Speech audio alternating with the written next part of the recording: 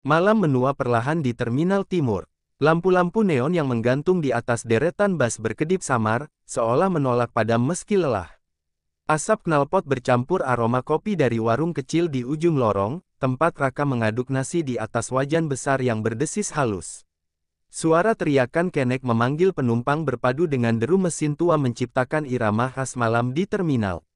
Di antara riuh itu, Raka bekerja tanpa banyak bicara, tangannya lincah, wajahnya tenang. Ia terbiasa dengan keramaian, dengan tatapan curiga para sopir, juga dengan langkah-langkah kasar para pemuda bertato yang berkeliaran menagih uang keamanan. Tapi malam ini, suasana berbeda, angin yang berhembus membawa rasa gelisah, seolah ada badai yang menunggu saatnya pecah. Dari kejauhan, langkah berat terdengar mendekat. 3 sosok muncul di antara deretan bus, mengenakan jaket hitam dengan lambang yang tak asing di mata pedagang. Mereka melangkah santai, namun aura mereka menekan udara. Raka menatap sekilas, lalu kembali mengaduk wajan, berusaha tak peduli. Namun satu dari mereka menendang kursi pelanggan hingga terjungkal, memecah keheningan di antara suara bising kendaraan. Katanya, uang keamanan belum disetor, ujar salah satu dengan nada dingin. Raka menghela napas panjang, menahan amarah yang mengendap. Ia tahu, penolakan malam ini akan mengundang bencana, tapi di dalam dirinya ada sesuatu yang mulai bergerak seperti bara kecil yang perlahan mencari oksigen. Hujan mulai turun tipis, menimpa atap seng lapak Raka dengan bunyi lirih yang menegangkan. Lampu di atas warungnya bergetar, menambah suasana muram malam itu. Ketiga preman tadi tak lagi sekadar menagih, mereka menatap Raka dengan pandangan merendahkan, seolah pria itu hanyalah debu di tengah terminal.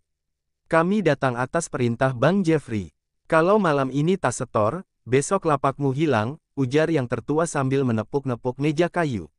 Raka mengangkat wajahnya perlahan, matanya tenang, tapi di balik sorot itu tersimpan sesuatu yang tak mereka mengerti. Ia menjawab singkat, aku sudah bayar minggu lalu. Jangan main kotor. Ucapan itu membuat suasana membeku. Salah satu dari mereka, Reno, menyalakan rokok dengan tangan gemetar menahan emosi, lalu menjatuhkan bara rokok ke lantai, tepat di dekat kaki Raka. Kau berani melawan, katanya, setengah mengejek. Tanpa peringatan, Reno menendang wajan yang masih menyala. Minyak panas tumpah ke lantai, menyembur liar ke arah dinding seng. Api kecil muncul di sudut meja, memantulkan cahaya oranye ke wajah Raka yang mulai berubah dingin. Sinta berlari dari belakang, menahan suaminya agar tak terpancing. Tapi saat Reno menepis tangannya kasar hingga tubuhnya nyaris jatuh, kesabaran Raka pecah seketika. Ia menepis tangan preman itu, menatap lurus ke arah mereka. Suara hujan makin deras, menenggelamkan jeritan pedagang di sekitar. Pergi sebelum aku menyesal, suaranya berat dan datar, namun cukup membuat 2 dari 3 preman itu mundur selangkah. Tapi Reno tertawa keras, menantang. Ia tak tahu, dari tatapan pria di depannya, ada badai lama yang baru saja terbangun, badai yang pernah membuat banyak orang hilang di malam tanpa sisa. Keesokan paginya, lapak Raka tinggal puing hangus. Asap tipis masih keluar dari wajan yang gosong, sementara Sinta duduk di pinggir jalan dengan mata bengkak. Para pedagang lain berbisik, sebagian iba, sebagian takut ikut terseret masalah. Raka berdiri di antara reruntuhan dagangannya tanpa sepatah kata. Pandangannya kosong, tapi di dadanya, amarah mendidih pelan, seperti bara yang belum padam. Saat seorang sopir tua mendekat menawarkan bantuan, Raka hanya menggeleng. Sudah cukup, ujarnya pelan, namun suaranya berat, seperti datang dari masa yang jauh. Ia tahu, diamnya selama ini hanya memberi ruang bagi kebiadaban. Sore itu, tanpa pamit pada siapapun, ia meninggalkan terminal dengan langkah perlahan, membawa hanya jaket lusuh dan tatapan yang tak lagi sama. Malam berikutnya, angin berembus lebih dingin dari biasanya. Terminal sepi, hanya suara rantai besi dan derap sepatu menggema di antara bus-bus parkir. Jeffrey dan 20 anak buahnya duduk di pos kosong, tertawa sambil menghitung hasil setoran hari itu. Di luar, hujan kembali turun, menutupi langkah seseorang yang datang dari kegelapan. Raka muncul di bawah cahaya lampu temaram, mengenakan jaket kulit hitam yang sudah lama ia simpan, warisan dari masa lalu yang berlumur darah. Wajahnya keras, matanya tajam, tidak lagi seperti pedagang yang sabar. Saat Reno menoleh dan mengenalinya, tawa mereka terhenti. Kau belum kapok rupanya, ejek Jeffrey dengan senyum menantang. Raka melangkah lebih dekat, menatap mereka satu per satu. Dulu aku mencoba hidup tenang, katanya pelan, tapi kalian memaksa masa laluku bangkit lagi. Suara hujan menelan kata-katanya, namun tatapan itu sudah cukup untuk membuat udara di terminal terasa membeku. Malam itu, legenda lama akan terlahir kembali. Langit menggulung awan kelabu, petir menyambar di kejauhan seolah memberi tanda bahwa malam itu tak akan berakhir damai. Raka berdiri di tengah terminal yang licin oleh air hujan, menatap 20 preman yang kini mengelilinginya. Mereka tertawa, mencemooh, yakin satu pria tak mungkin menandingi kerumunan sebesar itu. Namun Raka tak gentar. Ia menurunkan tudung jaketnya, menatap mereka dengan pandangan yang membuat beberapa anak buah Jeffrey spontan mundur. Aku tidak datang untuk menakuti, katanya lirih, tapi untuk mengakhiri. Dalam sekejap, satu preman menyerang dari belakang dengan besi panjang, namun Raka menangkis menggunakan tutup wajan yang dibawanya. Suara benturan logam menggema, memecah keheningan malam. Raka berputar cepat, melayangkan lutut ke perut lawannya, membuat tubuh itu terhempas ke genangan air. Pertarungan pun meledak tanpa aba-aba.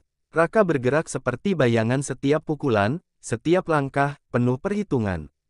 Ia memanfaatkan bangku besi, tiang bas, bahkan ember air hujan sebagai senjata. Satu persatu preman tumbang, menjerit kesakitan. Darah bercampur air, mengalir di sepanjang lantai terminal. Jeffrey hanya menatap, belum bergerak, mencoba mengukur kekuatan pria yang dulu pernah ia dengar namanya di dunia gelap, si hantu terminal. Ketika 19 anak buahnya sudah berjatuhan, Jeffrey maju, menghunus pisau lipat berkilau. Ia menerjang, tapi Raka menangkis, memutar tubuh, dan menghantam pergelangan tangannya. Pisau terlempar, jatuh di antara genangan. Raka mendekat perlahan, wajahnya basah oleh hujan dan darah. Aku tidak ingin jadi monster lagi, ucapnya serak, tapi kalian memaksa. Dengan satu gerakan cepat, ia menundukkan Jeffrey ke tanah. Suara sirine polisi mulai terdengar di kejauhan, namun malam itu, sebelum petugas datang, terminal sudah berubah bukan lagi tempat takut, tapi saksi lahirnya keberanian yang tertunda terlalu lama. Sirene semakin dekat, memantul di dinding terminal yang basah oleh hujan.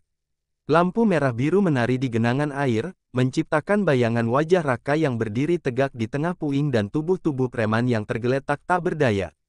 Nafasnya tersengal, darah menetes dari pelipis, tapi sorot matanya tetap tajam. Para pedagang yang sebelumnya bersembunyi kini keluar perlahan, menatap pemandangan itu dengan campuran takut dan kagum. Seorang sopir bas menunduk hormat, sementara Sinta yang datang berlari menahan tangis melihat suaminya penuh luka. Raka menoleh, mencoba tersenyum, namun bibirnya kaku. Sudah selesai, katanya pelan, seolah ingin meyakinkan semua orang bahwa malam kelam itu tak akan terulang lagi. Saat polisi turun dari mobil, salah satu petugas yang mengenali Raka terpaku, sadar siapa sebenarnya pria itu di masa lalu. Namamu masih tercatat, ucap petugas itu lirih. Raka mengangguk, lalu mengangkat kedua tangannya tanpa perlawanan. Aku tak kabur, aku hanya membela diri, katanya dengan nada tegas namun lelah. Polisi menatap sekeliling, melihat para preman terkapar dan pedagang-pedagang kecil yang bersaksi dengan mata berkaca-kaca.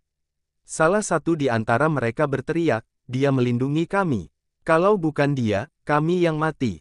Suara itu membuat petugas ragu. Hujan mulai reda, menyisakan aroma tanah basah yang menenangkan. Saat borgol dikunci di pergelangan tangannya, Raka menatap langit yang perlahan cerah. Ia tahu kebebasannya mungkin berakhir malam itu, tapi ia merasa damai karena akhirnya ia berdiri di sisi yang benar. Dari kejauhan, matahari pagi mulai menembus awan, menyinari terminal yang kini sunyi. 3 bulan berlalu sejak malam berdarah di terminal timur. Di balik jeruji besi, Raka menjalani hari-harinya dalam diam. Ia tidak pernah menyesal, meski tubuhnya masih menyimpan bekas luka lama. Setiap sore, cahaya matahari menyusup melalui celah sempit di dinding sel, memantulkan bayangan samar yang mengingatkannya pada lapak kecilnya dulu wajan, tenda biru, aroma nasi goreng yang selalu membuat orang singgah. Dari koridor penjara, suara petugas memanggil namanya. Kau dibebaskan, kata mereka singkat. Ia tak percaya pada awalnya, sampai melihat selembar surat amnesti yang ditandatangani langsung oleh pihak kepolisian. Ternyata, kesaksian para pedagang dan warga terminal mengubah pandangan banyak orang. Mereka menulis surat bersama, menyebut Raka bukan penjahat, melainkan pelindung. Saat ia melangkah keluar dari gerbang penjara, udara terasa lebih hangat, seperti dunia menyambutnya kembali dengan damai yang dulu hilang. Terminal kini berubah. Tak ada lagi pungutan liar, tak terdengar ancaman dari preman. Di tempat lapak Raka yang dulu terbakar, para pedagang membangun warung baru, lebih besar, dengan papan bertuliskan, "Nasi goreng Raka, berani karena benar." Saat Raka datang, semua orang berdiri menyambutnya. Sinta meneteskan air mata, menggenggam tangannya erat, sementara Doni berlari memeluk kaki ayahnya tanpa henti. Raka menatap langit sore yang mulai oranye, hembusan angin membawa aroma nasi dan harapan baru. Ia tersenyum tipis, lalu menyalakan kembali kompor tuanya, suara desis wajan menggema bukan lagi simbol kemarahan, melainkan tanda kehidupan yang kembali berjalan. Terminal yang dulu penuh ketakutan kini menjadi tempat yang hidup karena satu pria biasa berani melawan ketidakadilan. Dan di tengah keramaian itu, legenda tentang pedagang yang menantang 20 preman akan terus diceritakan, dari satu sopir ke sopir lain, dari generasi ke generasi. Malam menurunkan kabut lembut di atas Terminal Timur, membawa suasana damai yang lama dinantikan. Raka berdiri di balik meja dagangnya, menatap para penumpang yang menikmati makanannya dengan tawa ringan. Segalanya tampak tenang, terlalu tenang. Tapi di balik suasana itu, ia merasakan sesuatu yang ganjil. Seorang sopir muda datang tergesa, berbisik lirih di telinganya. "Bang, ada kabar," sisa anak buah Jeffrey keluar dari persembunyian. Mereka bilang, malam ini mereka balik. Raka terdiam. Tatapannya mengeras, tapi tangannya tetap mengaduk nasi di wajan seolah tak terganggu. Api di bawah tungku memantulkan cahaya pada wajahnya yang kini tampak lebih tua, lebih dingin. Dalam hatinya, ia tahu kedamaian tak pernah benar-benar abadi di tempat seperti ini. Ia menarik napas panjang dan berkata pelan, "Kalau mereka datang, kita hadapi dengan kepala tegak. Aku tak mau lagi ada darah, tapi aku juga takkan lari." Beberapa jam kemudian, hujan kembali turun sama seperti malam ketika segalanya dimulai. Suara langkah berat terdengar di antara deretan bas. 5 orang muncul, membawa besi panjang dan tatapan dendam. Salah satunya bekas tangan kanan Jeffrey, Reno, yang dulu sempat melarikan diri. Luka di wajahnya masih tampak jelas, dan kebenciannya belum hilang. "Kau pikir kami akan diam setelah semua yang kau lakukan?" katanya dengan nada tajam. Raka menatapnya tenang, menurunkan sendok besi dari tangan. "Aku sudah menutup masa lalu," ujarnya datar, "tapi kalau kau memaksaku membuka lagi, aku takkan mundur." Petir menyambar, menerangi wajah keduanya yang saling menatap tanpa gentar. Saat itu, Sinta berlari keluar dari warung, menahan tangis, memohon agar Raka tidak melawan. Namun ketika Reno mengayunkan besinya ke arah meja dagangan, bara lama kembali menyala di mata Raka. Dan di bawah hujan yang semakin deras, kisah tentang keberanian yang sempat tenang itu mulai bergolak lagi, lebih gelap, lebih tajam, dan lebih berbahaya dari sebelumnya. Petir kembali membelah langit, menyalakan cahaya sesaat di atas terminal yang sunyi. Hujan mengguyur deras, menenggelamkan suara detak jantung orang-orang yang bersembunyi di balik kios. Raka berdiri tegak di depan warungnya yang mulai porak-poranda, tubuhnya basah kuyup, tapi tatapannya tak goyah. Reno melangkah maju, menenteng besi karatan yang meneteskan air. "Kau pikir bisa jadi pahlawan selamanya?" serunya, diiringi tawa sinis kawan-kawan. Raka tidak menjawab. Ia menatap api kecil dari tungku yang belum padam, satu-satunya cahaya di tengah badai, lalu menendangnya pelan hingga bara menyebar ke tanah yang becek. "Aku tidak butuh jadi pahlawan," ujarnya dengan suara serak namun tenang, "aku hanya ingin tidur tanpa melihat orang tertindas." Kalimat itu membuat Reno marah, ia menerjang, besinya menghantam udara, tapi Raka bergerak lebih cepat. Satu langkah ke samping, satu pukulan telak ke dada, dan suara logam jatuh membelah bising hujan. Pertarungan pecah lagi liar, tanpa aturan. 5 orang menyerang bersamaan, tapi Raka bukan lagi pedagang biasa. Ia bertarung bukan karena benci, melainkan karena tak ingin siapapun lagi hidup dalam ketakutan. Hantaman demi hantaman terjadi, suara tubuh terbanting berpadu dengan gemuruh langit. Reno mencoba bangkit, menyerang dari belakang, namun Raka berputar cepat, menahan serangan, lalu menghantamkan siku ke wajahnya hingga pria itu tersungkur ke genangan air. Darah bercampur hujan, mengalir di antara kaki mereka. Para pedagang yang bersembunyi mulai berteriak, sebagian memanggil polisi. Tapi sebelum sirene terdengar, Raka sudah menatap Reno yang kini tergeletak lemah. "Aku sudah memberimu kesempatan," katanya dengan nada berat, "tapi kau memilih jalan yang sama." Reno hanya terdiam, menatap langit seolah memohon ampun. Saat itu juga, Raka melepaskan besinya ke tanah, menunduk, lalu melangkah mundur. Ia tidak butuh kemenangan yang ia inginkan, hanya akhir dari semua kekerasan ini.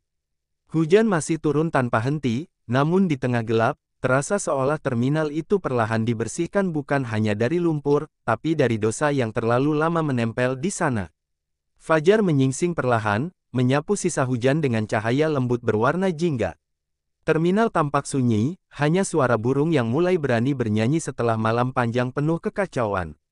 Di tengah genangan air yang masih mengkilap, Raka duduk bersandar di tiang lampu yang bengkok, tubuhnya dipenuhi luka. Napasnya berat, namun matanya masih terbuka, menatap langit yang kini jernih. Sinta berlari mendekat bersama beberapa pedagang, menjerit histeris melihat suaminya berlumur darah.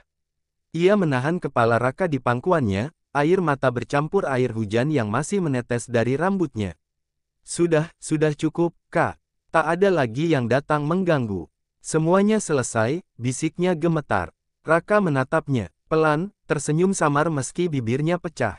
"Tidak, Sin, belum semuanya selesai. Yang terluka bukan hanya aku, tapi tempat ini. Mereka harus belajar berdiri tanpa ketakutan lagi." Suaranya lemah, namun setiap kata mengguncang hati yang mendengarnya. Beberapa jam kemudian, polisi tiba dan mengevakuasi para preman yang tersisa. Reno ditemukan tak sadarkan diri, sementara rekan-rekannya dibawa untuk diadili. Wartawan datang, menyorot wajah Raka yang duduk di kursi plastik, tubuhnya diselimuti jaket tua. Ia bukan lagi hanya seorang pedagang, kini ia menjadi simbol wajah dari keberanian yang lahir dari penderitaan. Tapi jauh di dalam hatinya, Raka tidak merasa bangga. Ia tahu setiap bentrokan menyisakan luka, dan setiap kemenangan menuntut pengorbanan. Ketika malam turun kembali, ia berdiri di depan lapaknya yang rusak, memandangi bara terakhir di tungkunya. Angin malam berhembus lembut, membawa bau besi dan tanah basah. Dalam kesunyian itu, ia berjanji pada dirinya sendiri, tidak akan ada darah lagi yang jatuh di tanah ini. Esok pagi, ia akan memperbaiki warungnya, bukan sebagai tempat perlawanan, tapi sebagai tempat memulai hidup baru, hidup yang damai, tanpa bayangan masa lalu yang terus mengejarnya. Matahari terbit perlahan di atas terminal timur, menebarkan sinar keemasan yang memantul di genangan air bekas hujan semalam. Raka berdiri di depan lapaknya yang baru diperbaiki oleh tangan-tangan warga. Papan sederhana bertuliskan, "Warung Raka hidup tanpa takut," tergantung di atas tenda biru yang kini berdiri tegak. Para pedagang tersenyum, para sopir saling memberi salam, dan anak-anak kecil berlarian tanpa cemas. Terminal yang dulu suram kini hidup kembali. Tapi di mata Raka, ada bayangan masa lalu yang masih menatapnya dari jauh, wajah Jeffrey, Reno, dan 20 preman yang pernah menguasai tempat ini. Bukan kebencian yang tersisa, melainkan rasa iba. Ia sadar, mereka hanyalah korban dari kerasnya hidup, sama seperti dirinya dulu. Ia menatap wajan panas yang mulai berdesis, aroma nasi dan kecap manis memenuhi udara, menghapus sisa bau darah yang pernah menodai tempat itu. Menjelang senja, angin bertiup lembut membawa ketenangan yang tak pernah ia rasakan sebelumnya. Sinta duduk di sampingnya, sementara Doni membantu melayani pembeli. Di sela hiruk-pikuk penumpang yang silih berganti, Raka memandang langit yang memerah, seolah mengucapkan selamat tinggal pada badai yang telah berlalu. "Aku ingin tempat ini jadi kenangan, bukan luka," ucapnya lirih. Sinta menatapnya hangat, menggenggam tangannya tanpa kata. Saat lonceng bas terakhir berbunyi dan lampu-lampu terminal mulai menyala, Raka menutup lapaknya dengan senyum tenang. Ia tahu perjalanan hidupnya belum berakhir, tapi pertarungan terbesar telah usai, pertarungan melawan amarah dan masa lalu yang dulu menguasainya. Malam itu, ia melangkah pulang bersama keluarganya, meninggalkan terminal yang kini damai. Di udara yang mulai sejuk, suara desis wajan terakhirnya terasa seperti doa, bahwa bahkan dari api yang pernah membakar, cahaya kedamaian bisa lahir dan menerangi